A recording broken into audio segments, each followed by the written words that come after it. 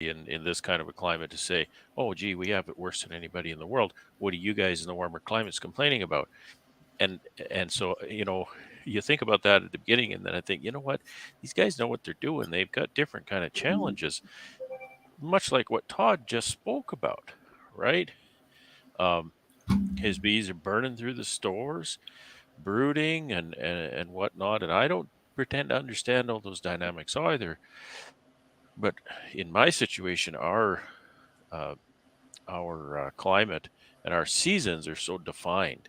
So, I mean, they're dramatically different. Summer is just dramatically different than winter. Mhm. And so, because of that, we can shut our bees down, or at least the weather shuts our bees down in the fall. They kind of just almost stop aging and stop using stores for most of the winter. And that's a generalization. I'm not going to get too specific because I'll be talking all night. Um, and they just kind of ride it out for months. They'll ride it out for 4 or 5 months, and then I'll open that lid in April. I won't see my bees from sometimes not from September to April. Will I see under a lid?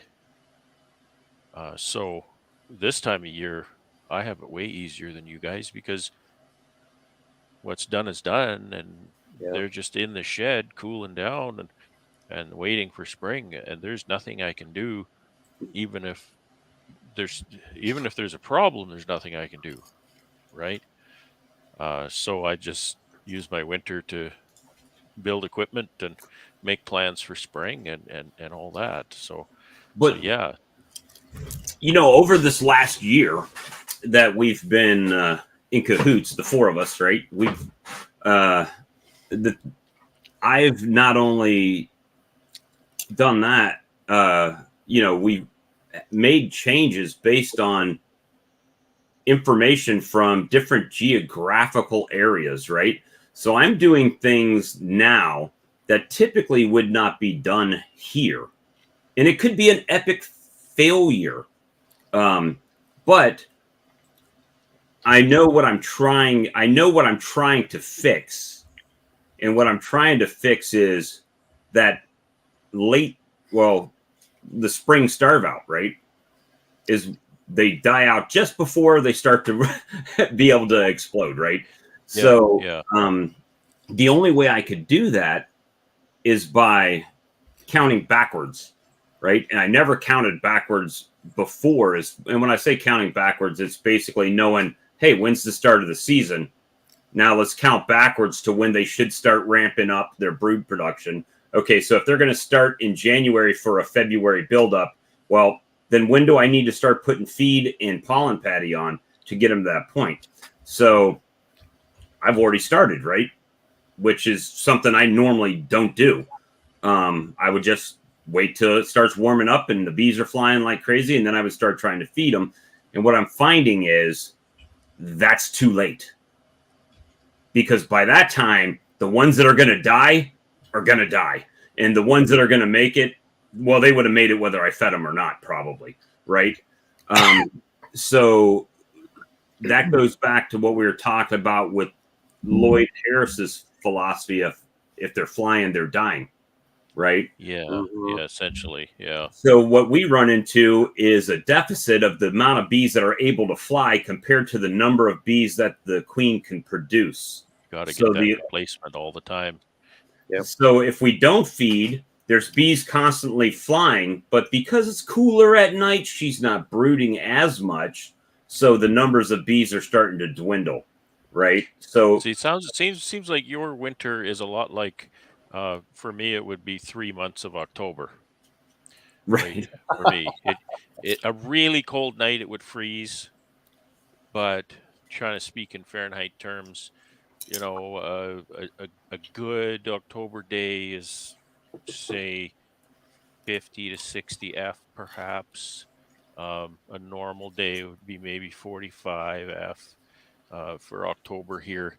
And and see, this is where my understanding of your situation has to start really, transposing that into what you're doing and what you're experiencing, because that kind of weather, October here is the craziest months because that those temperatures, right around those temperatures between 30 and 50 F, is where the bees will be active or they'll stop flying, right? So we only have about a month of that, maybe 6 weeks. Well, you have months of that, and that's, I would think, like we, Ian and I sit on chat, and we just in October is just like, oh my God, the bees, it's got to cool down. We got to get colder weather. Like we're just really stressing out about the fact that it hasn't cooled down yet. We need the cold weather. We need the cold weather. So I can kind of relate that to your situation, Bob, in particular, that's what you're living for a number of months, and that would be terrible.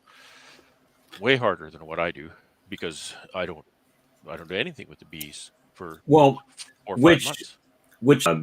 the fact that you reduce them down to single brood boxes, right? Charlie's single brood chamber management there. So you bring it down to the single brood box, but you absolutely plug that out with feed. Totally, 100%. Because your bees slow down in their flying that time of year, and they're storing and storing and storing. Where I Yeah, went through, if I did it like an average, I averaged about 5 gallons of 2-to-1 per colony that I put on each one. And I went down to the Mississippi Beekeepers Association conference and came back, and they'd already burnt through it all. So now I'm feeding them again, wow. right? So, Yeah. and that's something So I we've got didn't a do in the. few things working together that way. It's in that temperature, right? When that temperature comes down and they stop flying, then they don't stop aging, but it's dramatically slower that they age. They just almost stop aging. So that means they don't need that continuous replacement like you have. That means they don't need that continuous brood that you have. And that's kind of a circle effect because if they don't need to brood that way and they don't brood that way, then they don't eat hardly anything. It's remarkable how little a colony will eat if they're not brooding. It's absolutely remarkable. I think Lloyd's data himself, if I recall correctly, he says 65 pounds of feed for our 5 month winter, right? And that's just remarkable how much they don't eat when they're not. And of course, if Lloyd's watching, he'll get after me and say, well, they are brooding all winter. Yes, they are. Very, very little. And when we plug them out, we are successful to plug them out in October. Then they are broodless for a little while because they have nowhere to lay, so they can't raise brood. Um, so Until they eat that's enough it's resources kind to of give her more room. those things all work together, right? The zero brood means very little feed consumption, and the colder weather means uh, very slow aging of the bees. So those things all work together to then carry those bees all the way through the winter. And yeah, that's kind of what I've noticed and why I've changed some of the ways. And people down here that I've talked to think I'm crazy, right? Why are you open feeding? Why are you doing this? Why are you doing that right now? Why are you putting out pollen? Because there's babies in there. And Yeah, I opened up. When was that video, Brad, that I sent you a week ago, maybe a week and a oh half ago? yeah, yeah, yeah. About a And week, a little more than a week, I think. and there was slabs of brood in there and not that much pollen, right? Because there's none out there. So the options are then, do the bees consume, do they rip them open because they don't have the feed, or what is the situation? Do they die, or do I feed them and make those bees now? They're going to be my spring bees that are going to be the ones in 45 days from now. It'd be when middle of February, right? Yep. Yeah, These are the bees that are hatching right now that are going to be the bees that are taken care of, that are making your summer bees. that are making my summer bees. So Yeah, where in the past I would be, we'll see when it gets next month when it gets warm, and then we'll throw feed on them. So I'm like, I'm not. Right. Whereas I'm banking on my cluster to kind of be more or less in stasis, but I mean they do die all winter, and the drop on my floor is a testament to that. But that cluster just kind of goes in stasis and shrinks until end of April. There's a well-known phenomenon in my area: April dwindle. Your bees will come out of winter in March. You'll look in there and think, these look awesome, and by the end of April, they're dead. So There's another saying that anybody can get bees to March. That's easy. Getting the bees to March is easy. Um, most of them die in April because they just keep dwindling and dwindling, and if they don't get that turnaround, meaning they start to produce more brood than the attrition, then they won't turn around and they just bottom out.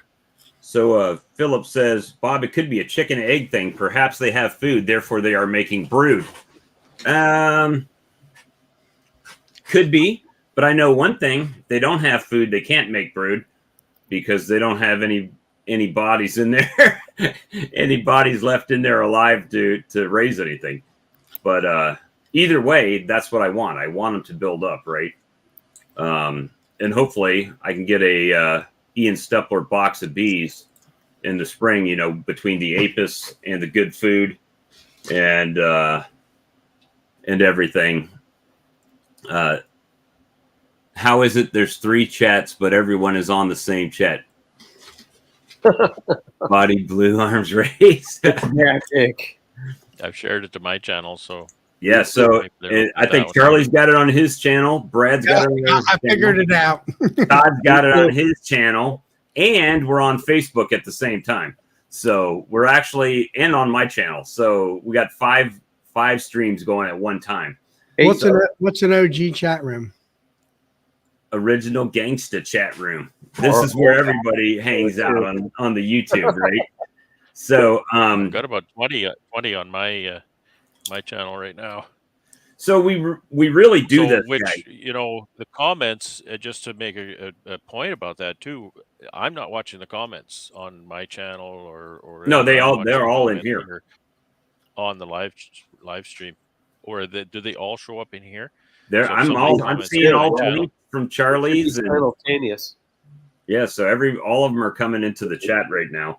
So if you have questions, definitely feel free to pop them in the comments and we can get them up there. Appreciate everyone. We do this thing at least, well, Charlie does it Friday night. I do it Tuesday night. We definitely do it at, several Monday nights.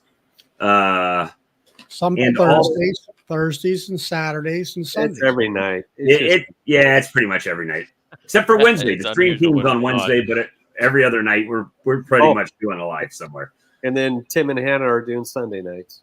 And the only way you can find these wonderful live chats is if you subscribe to these channels, because that's where they happen. So that's right. You know, Thinking about what I said, I have another wrinkle that I forgot to mention, and that's I can't do an OA vaporization unless I go out there at midnight. It's too warm. They're flying all day. I would say wait for the rain, but you might be waiting months out there. Jeez, I know. This is supposed to be El Nino, and I remember when I was younger, when they claimed a year as El Nino, nothing happened. Last year, there was no talk. The word El Nino was not mentioned once, and it poured. But now, you mention it, you jinx it, and what do they say about that, Brad? Bob's your uncle. Bob's your uncle. Here, it certainly is unusual. If it hadn't snowed a bit yesterday, we would have had a brown Christmas. Oh, we got maybe half an inch, 3/4 of an inch of snow yesterday. I got snow today. It was just in liquid form. Oh, in liquid snow. We got liquid snow. Hey, here's a question. I don't know if any of you have experience with this. I do not, because I haven't run these bees. It says, hey, boys, any advantage of using Russian bees? Good for overwintering because of population size. I haven't run Russians. I don't think know. Brad's running primarily carnies, right? Yeah, generally Carniolans do best around here. Yeah. I have lots of experience with carnies. I get from Jose, and boy, they are very, very light on the food usage during the winter. It's amazing. You think you go in there in spring and you think, oh gosh, they're dead. No, they're not. They just haven't started up yet. I think Shane has a good point there. That and the fact that they're flying again. That mortality curve, you can't see my hand, but mortality curve on Lloyd's data is very shallow all winter when the bees are not flying. As soon as the weather is such that they'll fly, that mortality curve it's dramatic. It just takes an absolute Those, plummet, yeah. and they start dying really fast. So I The think only, it's probably both. the only, I did have a hive of Russians, and at that time I only had Italians, and huge difference in characteristics. Soon as if there's no flow, they shut down. You swear that hive is queenless. They're very thrifty. Um, they seem to swarm. A lot of people told me about they swarm quite frequently, and uh, they go into winter with a smaller cluster, but they do build up pretty fast and all that. And I just, it's like I think what Bob learned is like get one style of bee and understand the characteristics of that bee, and not have multiple queens. Yeah, Type, let's talk about that. Oh, I'm multiple glad types you of brought queens, that up. and what did I do with Something that we learned question? this year too. It's that's an ass whooping I took handily. So I'll put it out there Well, like that, and I hey, apologize for my language, but we take them from time to time, and that was one. well, anyway, I seen there was a difference in characteristics, and it's like I got rid of the hive. I didn't like doing that. I understood um, um, the Italian, huge buildup of bees all the time. I mean, there was always complaints about them eating a lot, but I was pretty new at it at the time. So I stuck with the Italians because I knew their characteristics. And that's, it just made keeping bees easier, trying to figure out what is doing what. Now with these other newer queens like the Carniolans and I've already had Carniolans and stuff like that, and Italians, and Carnies are close to Italians, but they're not as they seem to be a little more calmer and whatever. And so, Well, of course, I got more experience now to kind of see what's going on too. So we've so with that being said, guys, so in my first 5 years, I've gone through several different types. Well, several, at least three, right? So I've had Italians, I've had just mutts, right?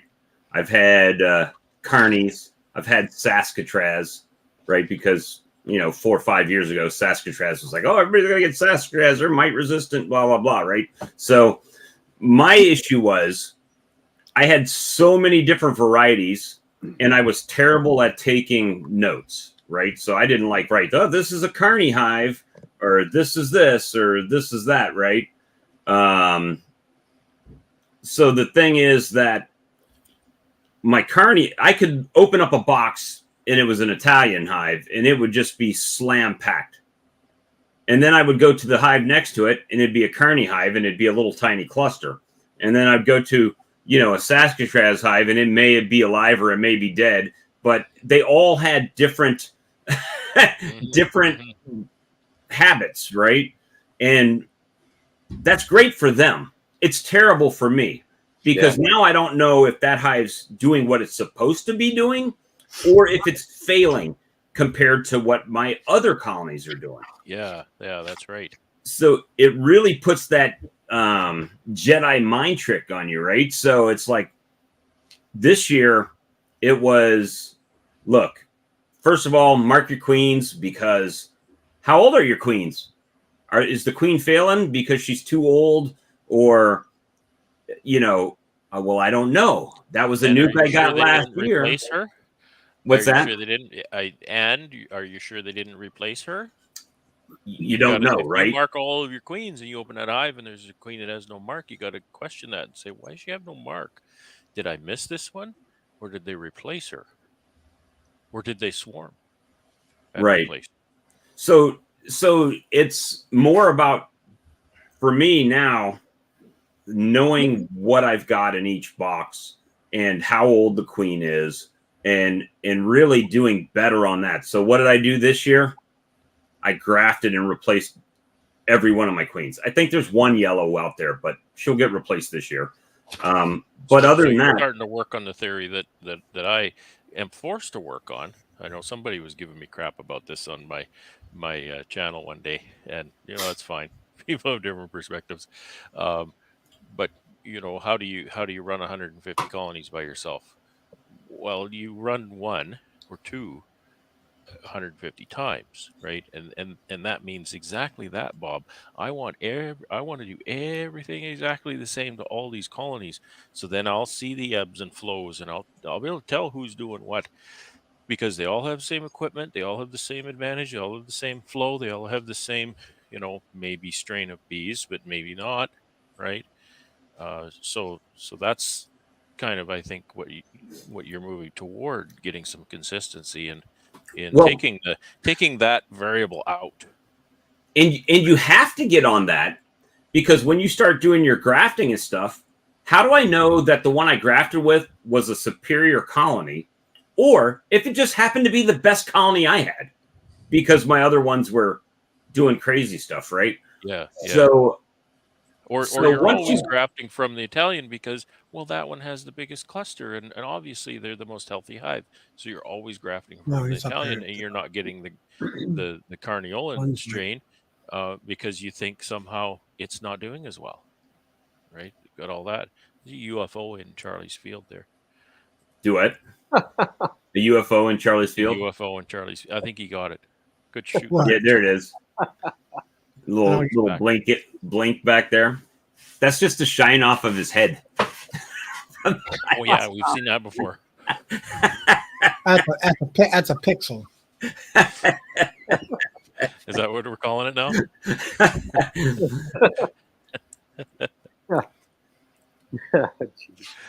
Sorry to derail things. But I So remember that, Bob, and that was a real turnaround for you, as I recall, taking that dog's breakfast of what to expect, and turning that into a more unified of what to expect. So now you've got multiple colonies, and you can look at them all relative to each other right. and say, okay, what's going on here? And that makes a huge difference. Now, I'm not saying that you can't do it in the same yard, because I'm sure people are much more skilled than I am. But when you get 70 out here, for me, working a full-time job in 70 colonies, and you're trying to quickly assess and move, I don't have to consider what breed or variety of bee I'm running, right? Is this colony crap? And then if it is crap, something I stopped doing this year is I stopped feeding resources to them. When I say that, I'm not saying feeding them. I'm talking about taking brood from another colony and putting it in there Yeah. to assist the colony that's struggling. So hanging out with people like Brad and Ian and James, their philosophy is totally different. It's failing. Shake it out. Put a new nuke in there with new queen and start it over again and give it a chance to succeed, as comparing to just continuously robbing from a good hive, making it weak to give Yeah. it to a weak hive that's never going to get better than And now you have mediocre. two hives that suck. Yeah, now you got Instead two of just hives that one. suck instead of one, right? So, That's right. That's right. I mean, that was a very, it's And there's a time for that. There's a time for boosting with brood. There's a time for boosting with bees, and combining and all that kind of stuff. but that takes experience, because you need to dig into that hive and you need to look at it and say, now, why do they suck so bad? Is the queen failing? Do they have, maybe they got EFB or some chalk brood or something? What's going on here? Are they failing because there's something wrong with them, or are they just behind?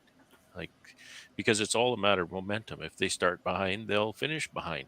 So sometimes if you can really determine that, then you can go ahead and say, I'm going to give you a boost because I think that's a good investment with this brood, and that will help you to catch up, and then you'll be fine.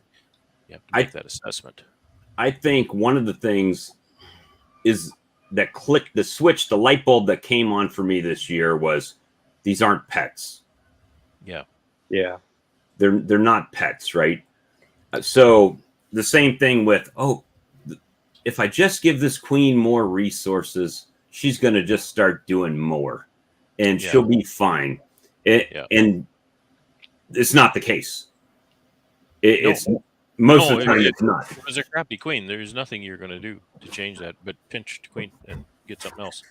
And that's why I preach what I call aggregate resource. You look at the apiary and you look across that apiary, and there might be 2 hives there. It could be 20 or 200. That to me is what I call an aggregate resource. You have equipment, you have drawn comb, you have maybe some honey, you have pollen, you have brood, you have bees, you have queens. That's a whole aggregate resource. So you can make the best you can make out of all of that. So if you need to move resources around or use resources, if a colony is not making it and you have to shake them out, you've still got resources because you have pollen in there for another hive or for your cell builder. You've got drawn comb, and everybody needs that. You've got equipment. Everybody's saying, "Oh, I didn't have equipment to take advantage of this opportunity." So that's why I preach what I call that aggregate resource. So I think the idea of that helps a person to stop obsessing over one colony, right? This colony is getting behind. Fix that. Like use that resource somewhere that's it's going to be appreciated, right? And I kind of look at that with the bees. Who deserves it? Who deserves these resources? Who deserves to be fed? Who deserves a bigger box? Who deserves more stuff? And if you're not cutting it, it's definitely a meritocracy in my apiary. If you're not cutting it, you end up in a zombie hive in the corner. So, well, and one thing that really changed that was learning grafting, right? Once I learned that I could make queens whenever I wanted to, that all of a sudden those freeloading queens that are sitting back there not doing anything, they went to a whole different rung on the unemployment scale, right? It's like, it's like, you got to go. We're just going to put this new one in here and we're going to see, And Mark Miller has a question here. A person can do is raise your own queens, because that changes your mindset on what that resource is worth. All right. So Mark Miller says, I have a question from a beekeeper that sells queens. What does most beekeepers want in a queen? A live queen. She's got to be alive. She's got to be alive. That's the first prerequisite. And after that, I'm pretty flexible. If she lays, I really want a prolific layer here. You've got to have a good laying rate, for sure. And disease-free, and can't be, full of chalk brood spores and stuff like that. Not so much the queen, but it's actually how the hive responds.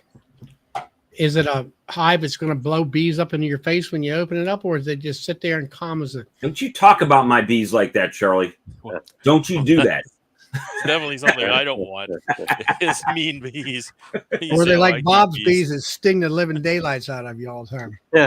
But look, man, I have no arthritis anymore. He's loose as a goose.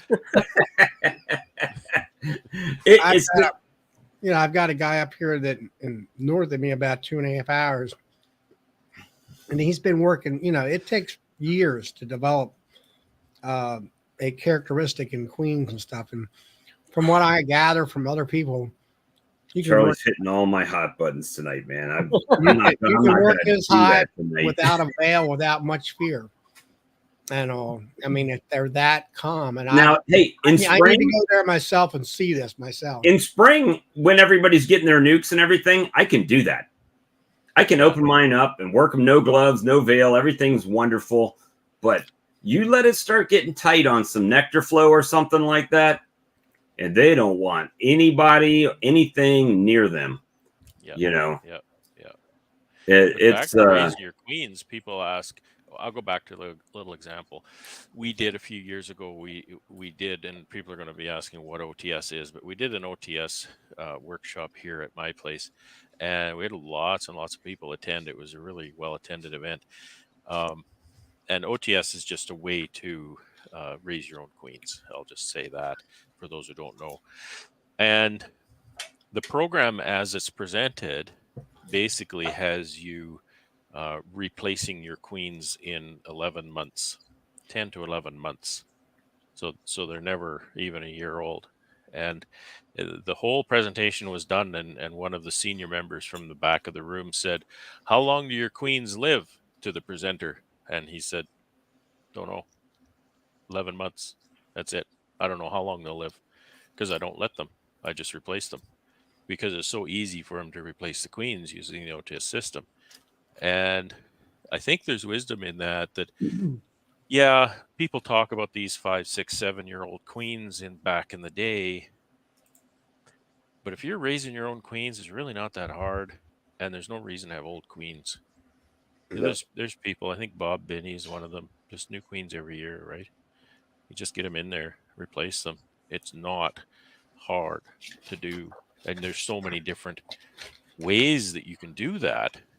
People say, well, I can't graft. I can't see very well. I can't graft. Something like, you don't have to graft. Well, I don't have the resources for a cell builder. Well, yes, you do. Maybe you just don't know how little it takes if you want to do it small scale. So there's no reason, I don't think, that you can't raise your own queens. And if you can't see, put glasses on. There's always magnification, and I mean there is having a person who's had vision problems. There's a point when no, you just can't. Yeah, I mean, yeah. But you get a buddy to do it. If you have children, get them to do it or something. But that is, I think that being able to raise queens in any capacity, even if it's leaving a colony to get into swarm mode and pull in the cells and making nukes out of those, I think that knowledge on how to raise queens is the most powerful thing that you can do in beekeeping. Yeah. Right. Because it just completely, I remember when I started doing it, and I would say all the time, this has changed my life. I remember the first year, and I had mating nukes on the side of my apiary full of freshly mated queens. Holy cow. I'd look in a colony, there's something wrong. This queen's she's not right. She's gone. 10 steps and I've got a new queen, right? It just absolutely But then revolutionized. the beauty of that is now you can technically, I know we wouldn't do that, but technically, once you take that queen out of that mating nuke, if she's been in there a minute and you introduce her to the new colony, those bees will now make a new queen. If you just walk away and did nothing, they will attempt to make a queen in there. Technically, yes, you're right. Even a tiny mini will do that. In reality, then you just want to watch how strong they are, because how strong they are, how many resources they have, will impact the quality of that queen in the long run. But yes, you're right. They will. I know people who do that. Not in my area, but I know of people who do that. They just keep taking the queen out and they just make another queen. You can do that. There's nothing wrong with that. It's half the time it's called a walk-away split. But then your honey production colony has a new queen, and your resource colony is absorbing the time delay, if you will, of the brood hatching out, bees dying, and waiting. I believe Fred Dunn does walk-away splits all the time, and he said they're great. He loves it. So learn how to do a good walk-away split. There's nothing wrong with that. Well, I was going to put a Aaron's comment up, but it looks like Todd already addressed it in the chat there. So I wanted to add to the conversation here about what Mark was asking. So yes, obviously, if you can learn how to graft, that'd be the optimal thing to do.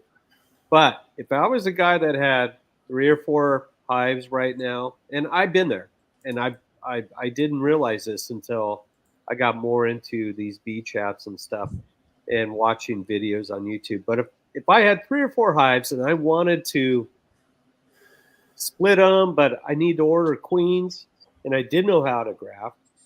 Um, what I used to do, or what I did, was I'd buy some queens, but they would, and I do it in April.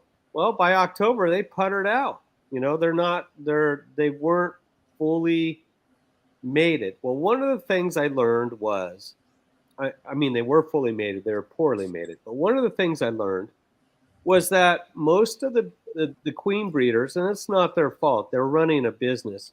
They only run those queens for 21 days, and then they cage them, then they sell them. But if you could get a queen breeder to hold you 28-day queens, that extra week gives that queen that boost of confidence in herself of laying eggs. And so there's a thing that's about those older queens before you get them that lasts longer because of, I guess, bee psychology. But also, obviously, mating has something to do with it. But if they've been laying for 28 days under that breeder or the queen breeder, they typically come out, better, and they last longer. So that's something that I've learned over the years. But of And course, I've switched to grafting. So the other component there too, Todd, with the commercially purchased queens is, and it'll vary depending on location of both the seller and the mhm, beekeeper, is transport. There could be correct, all kinds of crazy things go on in transport, and correct, maybe those queens will be no good when they get there, correct. and being caged for whatever length of time. Hmm. They're caged for a week, and then you get them, and you're not quite ready for them, so they're caged for another 5 days, and Hmm. Well, just that's raise your own queens. It fixes all that. yeah, exactly right. But if you did have to order them, you need to narrow it down to the day. Usually they'll overnight them to you, Hmm. and boom, We when you need we them. deal with probably a lot more consistent problems than you do because of different restrictions on getting Yeah, queens, and a lot of cost our of queens come labor. from a lot farther away than across the Yeah, country. They'll come from yeah. Venezuela, you know, New Zealand. Guys, I posted the link in Facebook and on YouTube. So if you click the link to come in, please tonight make sure that you don't have YouTube open and that your sound isn't doing the echo thing, because I will mute you quick tonight. Most people that come on the stream know how to do it, but if you're first time, just make sure that you're watching it through the StreamYard and not through YouTube, because we'll get this crazy echo, and it's a little bit, well, not a little bit, it's a lot of bit annoying, because by the time you say something, it's come back through 3 times and it's just a mess. But Yeah. definitely welcome to come in and join the chat. I think we can have 9 or 10 people in here at one time. And Bob, I do want to go back to Aaron's question about the pollen. I got to start. I'll throw it up here. There we go. He's seeing the same thing I am. I have no idea where the white is coming from. I do know that almonds, I believe, are white pollen, but obviously almonds are not blooming right now. In my area, I have eucalyptus trees, and he's up in the Bay Area. I'm pretty certain there's eucalyptus trees up there. My eucalyptus trees have red buds on them, and I think that's where the white pollen's coming from. I also have light yellow, bright yellow, and orange coming in. Orange, I know, is dandelion because I've seen dandelions here and there. I've got a little bit of red coming in, like a bright red. Yeah, it's like I said the other night. Mother Nature is a mad scientist, and she's going to do what she's going to do, and plants follow. So who knows what's going on? But I think the white is from eucalyptus, but I can't be sure. All right. Man, Charlie thought eucalyptus was a bush, but no, that's a big tree. Okay, so I only run 5. Well, I can't say only. I run, depending on time of the year, 2, 5, 6, 10. That's all that I've done. I know Todd runs 8-frame equipment. Charlie runs you run 10-frame mediums, and Brad is I run 10-frame mediums in my production hives, and then in my nukes I run most of them are all 5/5. So we've got someone new getting ready to join. But now I wanted to contribute on the being self-sustainability. When you can learn, I don't care how you do it, when you can be able to raise your own queens, that is the absolute key of becoming self-sustainable. Yeah. And like Brad said, when you got queens over here in these mating box, you don't think about killing that queen that's failing, because you're thinking before you have queens over there and you don't have any queens, it's like, do I want to spend $40 for a new queen? Now, if you got 10 queens sitting off to the side in mating boxes, it's like, it don't cost me anything. I walk over there, pick the queen out, let's say cage her so we can, get her introduced to the next hive. And it's immediate. It's he didn't see. Call your bee supply, order a queen, wait a week, or whatever. I've got someone that's trying to join. I think solved the problem. Ryan Sanders. This says they will need to connect their mic/cam before you can add them to the stream. So Ryan, if you're listening, that's what the reason why you haven't been added in yet. Hey, and one thing that Charlie just mentioned, and we've all been there, it is so hard to pinch that first queen. You will stare at, you won't want to do it. You're just like, But really, what you can do is take her in one frame and move her off to a zombie hive, right? Zombie hive. Yeah. See, that's part of the zombie hive philosophy, is that I don't have to kill the queens, because I really do hate doing it. A little bit. But really hate the way I look at it, once you problem picking them off.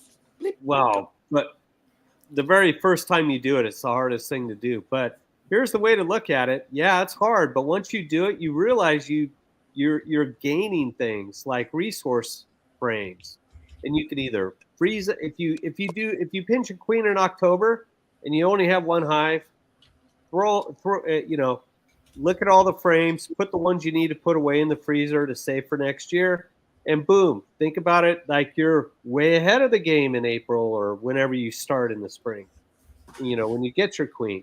But it's the hardest thing to do is to pinch that first queen. And then after that, you realize, look, I'm doing it for either A, the good of the hive, or B, to expand or to grow in knowledge. And, it's tough, but you get through it. Don't be afraid of it. Well, hey, James. Merry Christmas, everyone. Hey, James. Merry Christmas. Merry Christmas. Well, I think Ryan has added his mic and not his face on here. It's always suspect, because I've done this before and gotten some bad some bad. Oh, there he is. There we go. Okay. Hey, Ryan. What's up, guys? How you doing? How's it going? And we got Joseph Rawls coming in. Hey, Joe. Ryan there's about 2.5. Let's see now. You're about an hour and a half from my house. Yeah, we're close. He's up there. I like your cabin there. He's on the Potomac River up there. Thank you. Yep, I'm up by Harper's Ferry, halfway point Harper's there Ferry. on the AT trail. Which is close to Frederick. You got it. Did the so you say rookie beekeeper? Rookie as in 1-2 colonies, 10 colonies, don't have any yet, or? No, I've got about 10 hives here at the house. I've been doing it for 4 or 5 years now, I guess. But yeah. Turn that camera to that back wall over there. Huh? I'm sorry? Turn your camera to your back to that wall. No, the other way. Stop. Let's see. We got banjo. We got mandolin. Okay.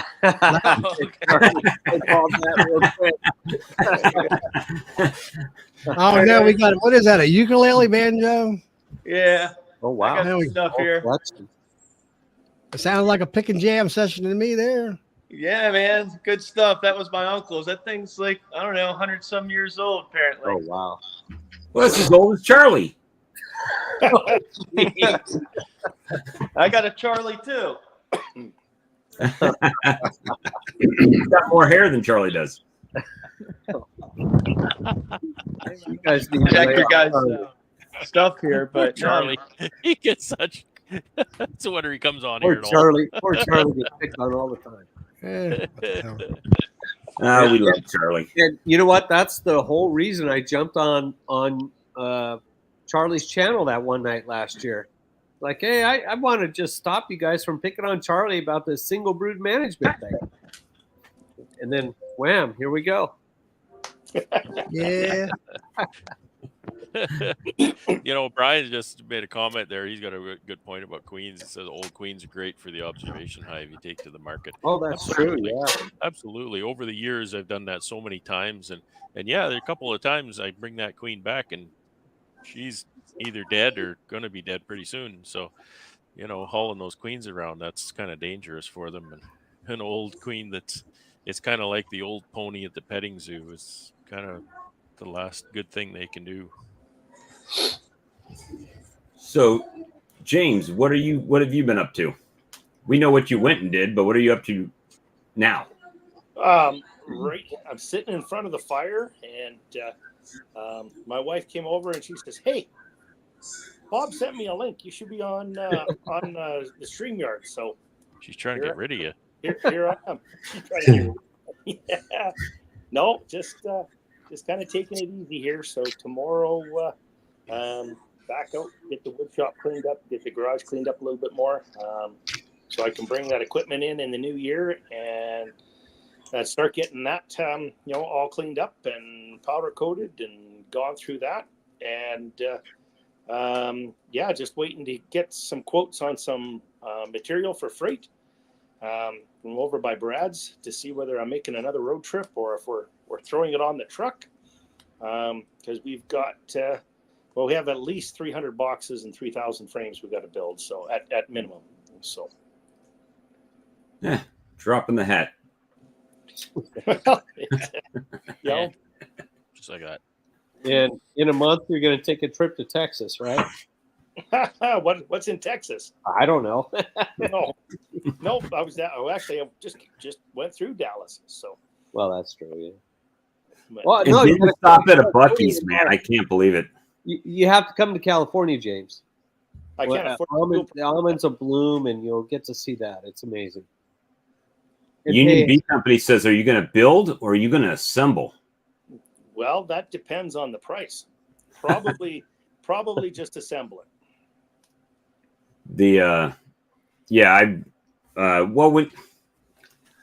For me, I mean, especially at that scale, the build is actually, that's not really even an option anymore.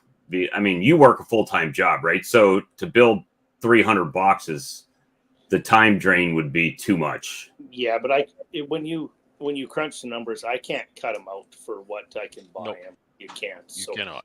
Just assemble them together and support those that do that.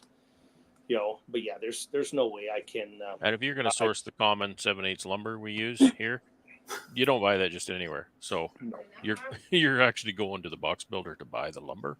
exactly. So I think you'd be a fool to try and cut the joints and everything yourself. Yeah, no, you just can't. You can't make it. So yeah, it'll be assembling. Now I am building, so I do have some stuff I have to build. So I've got a sump, or clarifier, if you will. So we have got one of those drawn up and drafted up here. So that will be being built here in the new year.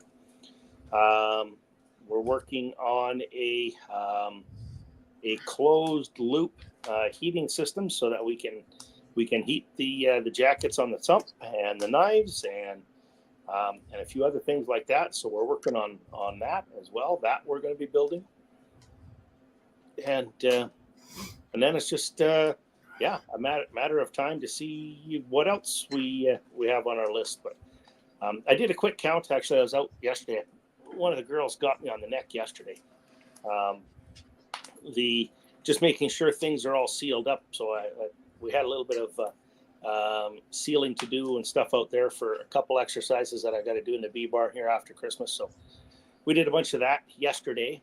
One of the girls decided they wanted to make sure that my blood venom content was still in proportion. So a couple of them nailed me there. But other than that, it's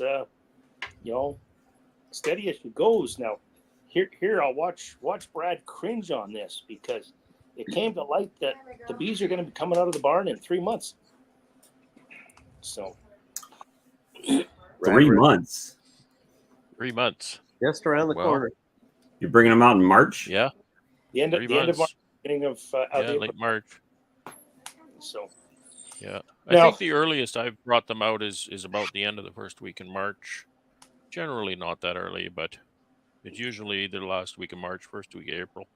Yeah, I'm going to be shooting for the first week of April. Like I said, I can control my temperature there pretty good, which is a good thing, because this is our first black or brown Christmas since 1985. So I can still walk out all the way out to my vehicle in my socked feet and not get them wet. We have very little to almost no snow here at all. So that doesn't happen here in Alberta very often. It's kind of got me scared, because the law of averages, and you look at what our average temperature is, January and February could be a tough one.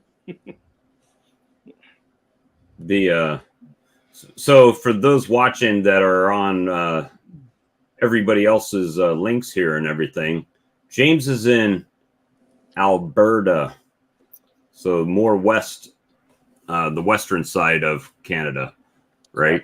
Because you don't have it underneath your name like we do there, to let people know. And on this side of the Rocky Mountains, and whatever you call them up down there. Southeast Louisiana. In Canada, we call the Rocky Mountains the Rocky Mountains. Okay, I didn't know. The mountains. Yeah, actually, the mountains. The mountains. I went to the Smoky Mountains this weekend, and what we call Smoky Mountains, which are pretty much hills compared to the Rocky Mountains. Yeah, Bob had me thinking. He said, "I think we're going to go to the mountains for a couple of days." I thought, well, that's a bit of a drive. That's got to be 24 hours for you. 3-hour drive for me. So that's like Colorado. So I kind of jumped on Ryan there. Did you actually tell us how many hives you had and all that, or did we give you a chance to?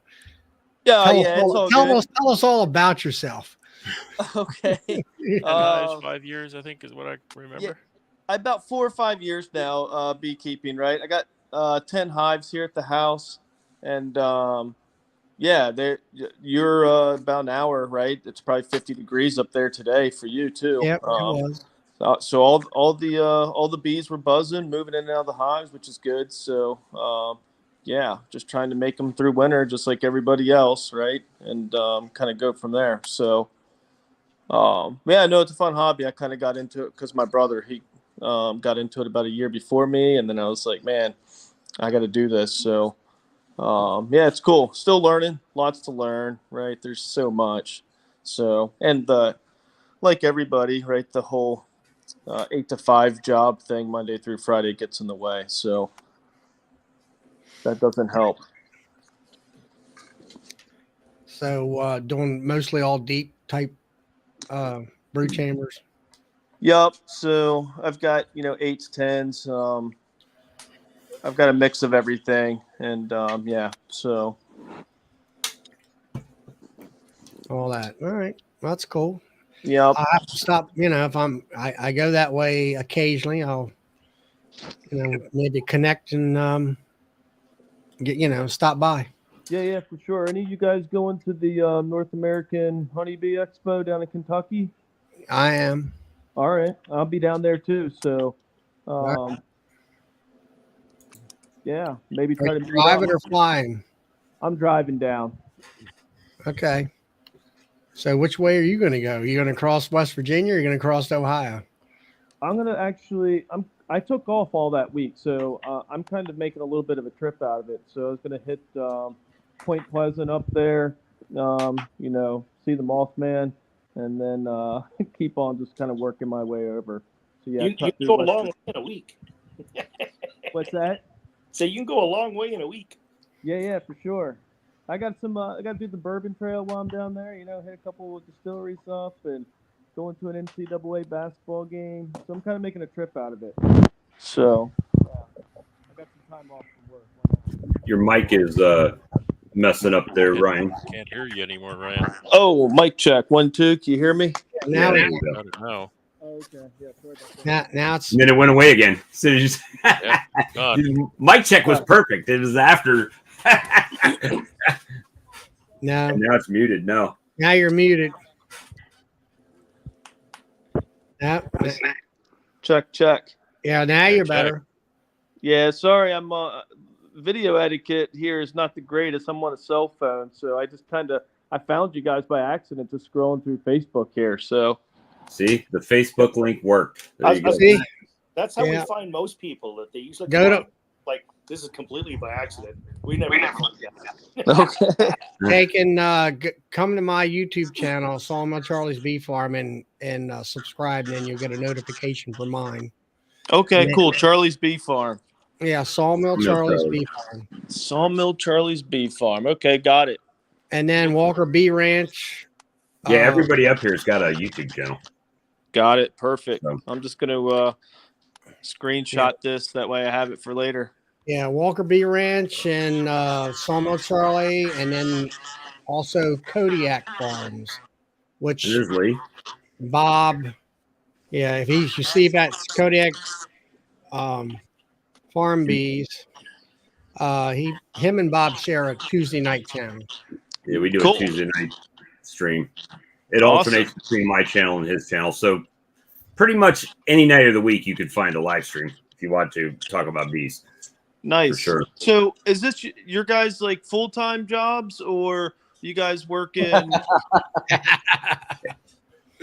No, Yeah, it's Brad's Probably full time job. Yes I'm and the no. only full timer on the screen, I guess. Okay. Yeah. Brad's the commercial guy. Okay. Brad's running a not for profit organization in Canada. Not intentionally, but yeah, it turned out that way. All right, that's cool. That's no I got you. So everyone's got an 8 to 5, and then you're doing the hobby thing here. Yeah, I got 30 hives. And Brad's what Todd, you got what, 75, 100? No, I'm down a little. I'm down to 63 right now. Wow. And then James here, he's up in Alberta, and We can't keep track of how many James is running. yeah, I don't know what he's definitely got 300. sideliner if he's not pushing. Well, I'm going to say he's Changes day commercial to now. day with James. When he bought a brand, he's got a used cow and extractor line. He He has 3 hive lifters too. So you know he's big. Okay. and he's averaging what, 300 Charlie hives. don't have any. Yeah, I know. I'm going to get me one of them some bitches. I'm just collecting them. Okay. Shame you into it. There you See, go. what he's going to do is he's going to come down one time. He's going to have one in the back of the truck. He's going to And drive. he's going to get the impulse buy off of Charlie. Hey, Charlie, I really could let this one go if you want to get it. And he's like, he'll start making it rain. Okay. Being Nice. back with James there. So I hear Alberta. How are you in Calgary, or how far up are you? Man knows where he's at. I'm 8. Well, call it 8.5 hours northwest of Calgary. Okay. Grand Prairie. So is that St. Albert or something further up that way too, or? Yeah, so St. Albert is over by Edmonton. So Okay. once you hit Edmonton, go another 4.5 hours Oilers. west. Gotcha. Thank you, Robert. Go Caps. Right on. Cool. So Jose said he's. Jose said, Hey. "Oh, you going live, and I'm on a commercial break for the 49ers game." I have the game on mute, dude. I'll tell you what, Jose does a Jump great in there, job, man. Jump in. and Jose. I got my annual Christmas card from Jose and the family there. Oh, nice. So I'm on the mailing list. Woo woo! So nice Christmas card. Let's see. Well, DC just popped up. Oh my. We've been live. Where you been, DC? You're usually one of the first people. Probably it's not been the eating. same without you. So anyway, Ryan, we have a lot of good Thank good, you, Lee. good times, talking here, and we try to help everybody out with all kinds of information. If you got a question, how to do something, or I'm having this problem in the hive or whatever, there might be somebody here in the chat can help you out. Yeah, And, stuff like that. Your sound's going. Remember though, if you ask 7 beekeepers a question, you're probably get about 80 different answers. Yeah, that's one thing I've learned here. There's so much information, and it's the world. 2023 world of tech, Facebook. It's like there's always the Debbie Downers. People want to beat you down, right? It's easy to why are you doing it this way? Why are you doing it that way? But yeah, so there is a lot out there, and you got to get thick skin and do like I do. I just everybody's entitled to their own opinion, and then everybody's got, even if they really don't know what they're talking about, there's always a tidbit of information, and even if that little tidbit of information is ignore this, at least you've learned something, some good, some bad. So just take the good with the bad. Yeah, we all have the same goal, right? Keep everyone's either wants the honey to sell it for profit, or we all want the hives to thrive and do good. And then of course climate, depending on where you guys are at, right? North, south, that's all going to change. You guys are going to get different results in different hives. So yeah, we all have the same goal really in the end. So I've got it, Ryan. I've got a different. I've come to the dark side on that perspective. What you just said, depending where your climate is, because I'm here it comes. So what I've tried to do is I've been that fella right in the middle, and that one up in the top right there for me, Brad and James. I've been trying to mimic, and Ian, who's not on here, mimic what they're doing just by shifting my calendar. Right. So applying what they're doing up north to grow their bees and to be successful. But I'm doing it in a southern climate. So things that people are doing down here, I'm kind of ignoring what I've done the first several years and like pollen patties on now instead of waiting, or just trying to shift that a little bit. And the jury's out. We'll see in the spring how it plays out. But right now, my bees look better than they have ever. So that's what it's been working so far. Knock on wood. I got you. So when you say shift the calendar, your calendar, like define that. What do you mean exactly? So prime example is. This is This is from the book of James McNally, chapters 1 through 3. Is Chapter and verse. So you have to go back to first edition or second. Okay, anybody that's been watching this, they'll know it comes back to the life cycle of the bee. There you go. Right. So the bee, we all know it takes 21 days for a worker, 23 days for a drone, and 16 days for a queen. Right. So you start from when you need things to happen, and you have to rotate your calendar backwards, right? Start 21 days, 16 days.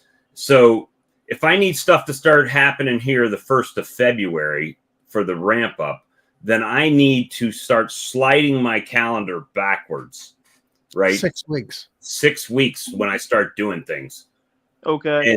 And so last year was the first year we started implementing this process, but it was already a little bit later in the year.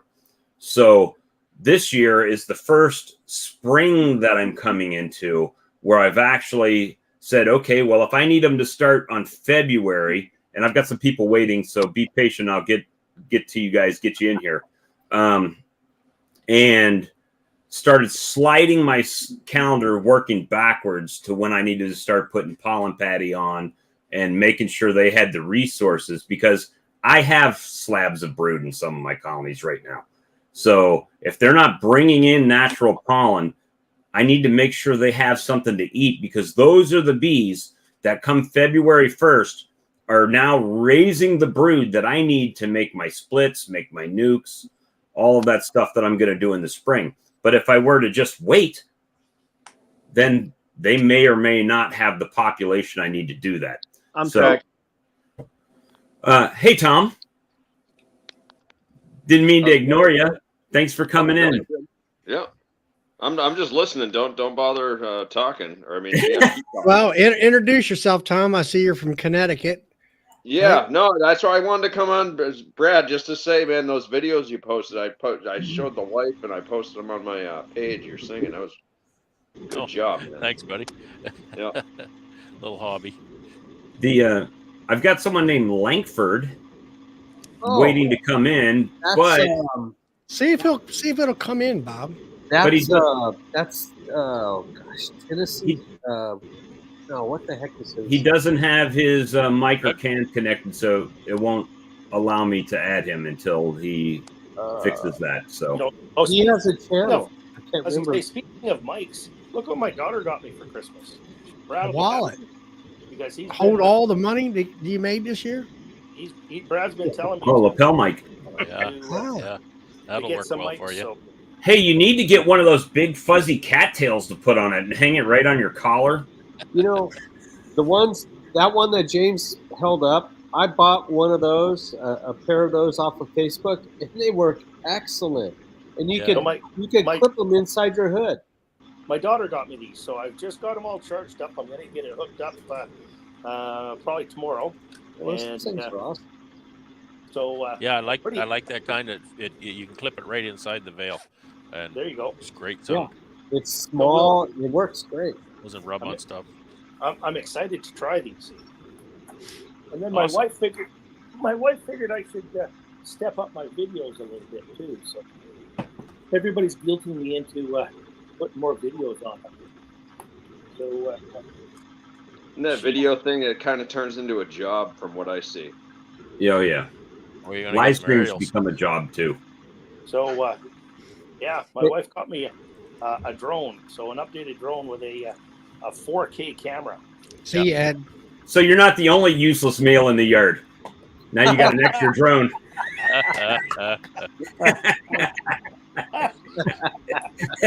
Touche. Hey, Bob. That yes, sir. The Lankford you were talking about, if this is the same one, he has a channel. It's called Woolly Bees Apiary. Oh, Willie Bees. I watched his channel. Yeah, he's down in Tennessee. Yeah. Hey, well, hopefully he can get his mic and camera there connected, and we'll get him in here. Doug snuck in. Hey, yes. Doug. Hey, Doug. Merry Christmas. Real quiet. Probably Same have to to you, go into Bob. settings on the Safari browser, and then click on mic and camera and allow it. It's probably being denied. Yeah, that's what I do on my phone. Yep.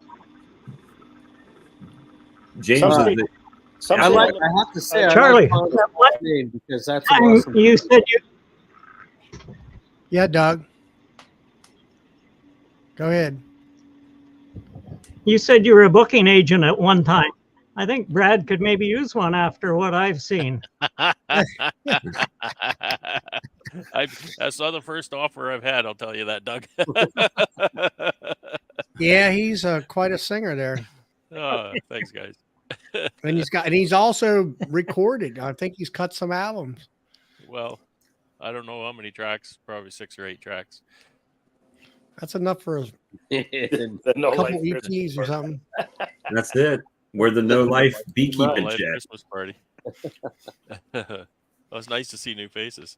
And I just want to point out to everybody, I know Doug is normally on a bit of a delay. So, Doug will try and jump in, and I know that throws the conversation. Doug is also from what, Manitoba? Yeah, he's in Saskatchewan, actually, right? Doug? Saskatchewan, okay. Right on the border. I can throw a stone and hit Manitoba. Okay. Yeah, we wish everybody wants to stone Manitoba. So No Tom, wonder he was throwing those. yeah, Tom, how many hives y'all got, and where are you at with your bees? So we went into winter with 77. Bookie. So Nice. we'll see what we come out with. How much? I was reading that other comment. How many hives? 77. That was 77. the All right. count going into winter, but that's not going to be the count coming out of winter, so it doesn't. Well, really never is. Yeah, it never is. Do you, Uh, since you're in Connecticut, do you wrap your hives or just leave it No, there? no. Wrapping in Connecticut is worse, I think, because the thing is, like maybe a -6-degree day or two a year, but then there'll be that one random day where it's snow on the ground in the middle of winter and the sun will come out, and if you wrap your hives, the bees just come bursting out, right? And they shouldn't be doing that. I don't think so. And that's Fahrenheit -6. Yeah, Fahrenheit -6. Yeah. Okay. So That's no, pretty I chilly. don't wrap them. I put insulation on the top, Thanks. under the outer cover, and I reduce the entrance and feed them and treat for mites. And I mean, I have good overwintering success. Last year we went in with 43. I think we came out with like 41 or something like that. But then I combined small ones. It was in the high 30s in the end. So Right. but that's we're growing. My big part of the business is actually making equipment, like beehives and stuff. So Oh, you and Brad are competing now. Hey, God, this no, is the real China's the competition. You see all these Chinese hives getting imported, and now Yeah, Bob gets free ones all the time. they're gonna set I them got up one now. I got to do a video on. Free New Chinese hive. Zealand, all sorts, like one of the few thriving industries, wood stuff, right? Yeah. So you're in Connecticut now. See, is that close to New Hampshire? Yeah, Or not? one state south, and I was wait, just thinking about Jim up there. He's what, New Hampshire or Connecticut? Vino Hive. No, he's in Oh, Massachusetts. he's right? in Barron, Mass. Actually, that's where my grandparents lived there. Oh, okay. I didn't know whether you were selling him equipment or not. So this He's the one that makes the bee barn, right? Yeah. Yeah, I was trying to message with him. I did exchange a couple because I offered to kind of manufacture the frames for him, but he wants to go with plastic. So, boo. This is an interesting statement here because Brad and I had this whole discussion, right? About the insulated hives and insulated hives actually keeping Way to go, Jim. keeping the heat, right? Keeping the heat out. Yep. So actually, I think the actual statement was it's separating the outside temperature, right? It's not really letting the bees, it's not keeping them warm, right? They're not heating that like an air conditioner. It just keeps whatever the temperature is outside from encroaching on whatever temperature they want to have on the inside, whether it's hot outside or cold outside.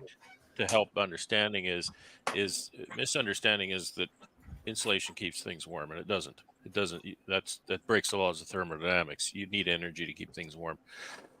Insulation provides a thermal decoupling, right? So if you have a wall, any kind of a product, and you heat one side of it, then there will be a heat transfer from there to the other side, right? So if you put insulation between two, then that thermally decouples those two. Okay, it doesn't keep things warm. It can very well keep things cool, as Bob knows. In your house, you were having trouble with keeping your house cool in the summer, so you added insulation. Yep. Well, that's exactly what it's doing. It's decoupling the heat transfer. The R value of insulation, when you look at it, the R is resistance to heat transfer, is what the insulation product will do. So the theory, and this goes into my theory, is that bees like a consistent environment, right? Bees perform well in a consistent environment. And the more you can decouple the effect of the outside environment from the inside of the hive, the better. And these poly hives here are a good example. Bees do really well in those, particularly in my variable climate that I have. And one of the things that those hives don't allow as much or mitigate is thermal gain. So people talk a lot about thermal gain. Well, I want the sun to shine on my hives to keep the bees warm. I don't believe that's true. I believe you want to keep the sun off of those hives so that they don't get that heat spike in the day, and then it cools right down at night again, Well, because it's those fluctuations is what's hard on the bees. That's Up why here. I don't. That's why I don't wrap my hives for what you just said Exactly. right there. I Yep. was going to say Exactly. up, And if up you here. were to wrap, Tom, and maybe an experiment that you could do, which would be really interesting, I would think, would be wrap some of the hives in a Reflectix product. hmm It doesn't have a lot of R value, but it will reflect all of that solar gain. Well, so when I say wrap, I'm only talking about tar paper. I used to wrap Yeah. with tar paper. Yeah. Um, Yeah. and Which builds solar gain. Offers no R yeah, value, yeah, but it did. It builds did solar gain. more harm than good. Yeah. So what I'm saying with the Did you guys? Reflectix is it's silver, so it's going to completely reflect all of that solar gain and not transmit any of that back into the hive. And in my theory, that would be what you want. Right? Are your hives white? Yep. They're varying colors. Okay. White, wood grain, all sorts of things. Yeah. What are Honestly, In right that now, situation, white would be best. my recipe seems to be working, so I'm just kind of sticking with it. Absolutely. But you know that researcher, I shouldn't even say researcher, that guy from England, his recent study he just published that's been getting blasted all over the interwebs. If you Yeah. actually go into the references on that, he refers to a study on the insulated polystyrene hives versus a regular wooden hive. Yeah. And what you said there was exactly what it said, right? It stabilized the temperature. It Right. didn't increase the temperature more. So the Right. average temperature in a wooden hive was like 9.73 something like that Celsius. And then the average temperature in the polystyrene hive was like 10 something. Yeah. So for Yeah. Fahrenheit, we're only talking about 2 or 3 degrees difference. Yeah, exactly. But it was a stabler temperature, right? So And the see, that wooden translates hive into warmed up. the indoor wintering that I do, right? So I've got two big advantages for the indoor wintering, besides the fact that they're not going to get blown over by the wind, is that there's no solar gain. They're in complete darkness. There's absolutely no solar gain on those hives for 5 months straight.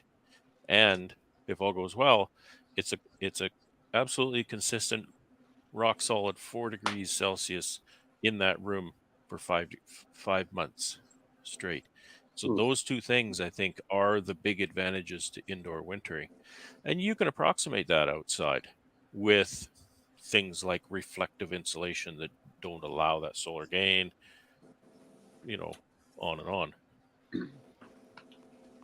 Yeah, so you winter completely in the shed, or do you That's right.